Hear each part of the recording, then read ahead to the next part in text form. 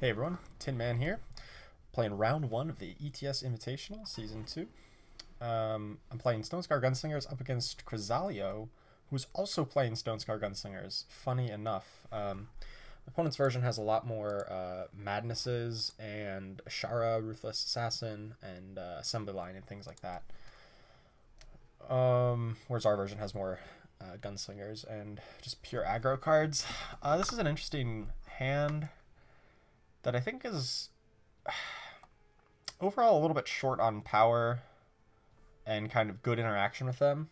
Like no torches, no hideout pistols, so I think we're going to redraw. It does have 2 good 1-drops in the matchup, but this hand is much better. It has 4 power, it has a good curve of 1, 2, and I'm sure we'll find something by turn 3 to play on 3. Looks like our opponent does have a torch in hand. Chooses not to use it on the Oni Ronin, which is an interesting decision, I think. Chooses to use Suffocate instead, and then it's probably going to torch the Instigator. Yeah, that's pretty annoying. But force it out here. Yep. We did find a 3-drop, which is very nice. But unfortunately, our opponent has a very good answer to our first couple turns here. Assembly Line makes Cabal Countess look quite poor. But we still gotta play it. Maybe we'll just ultimate it to start attacking with it. His own Highwayman. I think I'm just gonna actually torch the Highwayman to prevent the Warcry from going off. We'll still take a hit here, but then we can Highwayman him back and actually connect with it, and then we'll save Cabal Countess for later. But we have a Cinder Yeti on top. Man, if I had known that was coming, maybe I would have saved the torch. And then I could have like Cinder Yeti plus torch this turn and Cabal Countess last turn. We're pretty flooded on power, so I think it's worth it to just warp in the Cinder Yeti. It does stabilize this board. So it's not the worst. It's just not as tempo efficient, but it's more card advantage efficient. And I think this game is going to go long. It's going to go to who gets the most card advantage. It's not like I'm about to die and I need a Highwayman to get the lifesteal or something like that. But now I can Highwayman with quite a bit of safety here. He has a fast spell. He has another torch. Oh, that's unfortunate. Since we are behind... actually, no.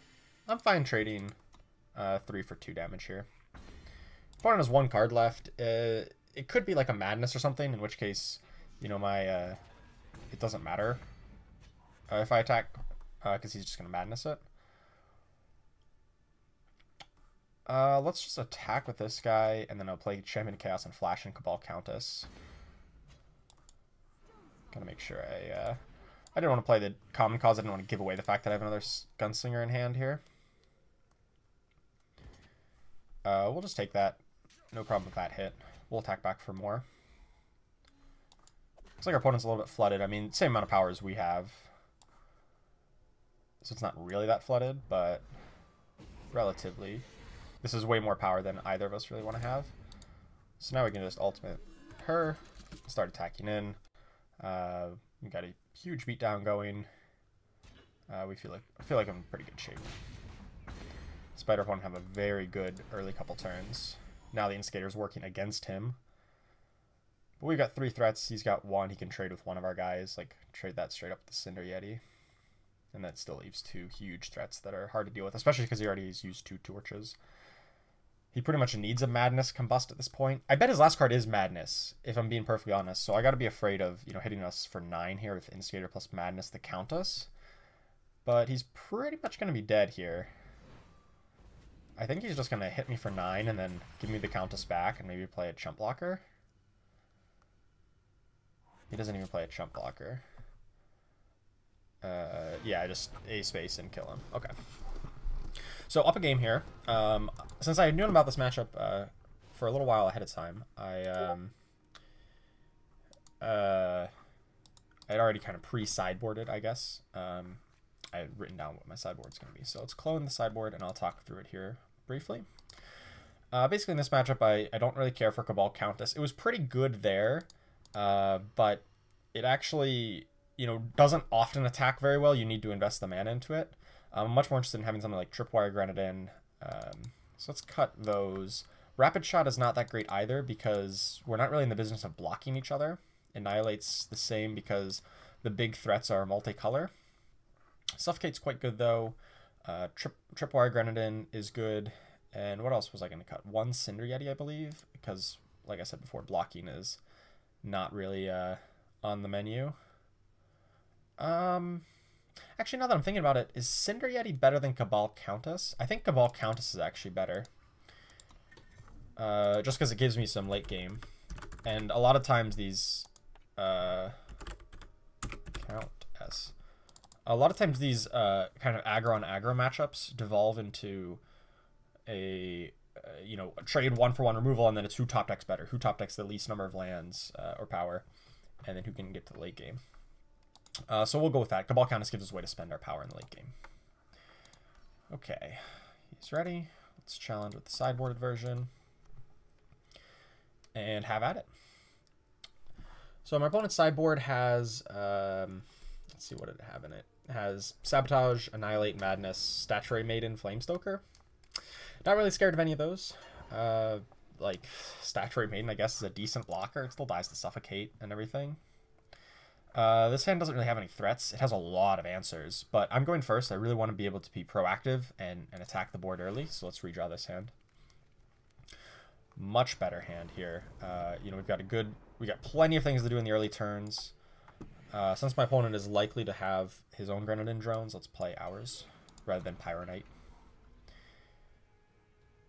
If our opponent was running an Oni Ronin version, doesn't have any Oni Ronins, then it would make more sense to play Pyro Knight and then try to kill the Oni Ronin with the Tripwire Grenadin. But in this case, we'll just hit it like this, play our best 2-drop, and then the next couple things he plays we can hit with Tripwire, Suffocates, Pyro Knights. Yeah, we gotta Suffocate that.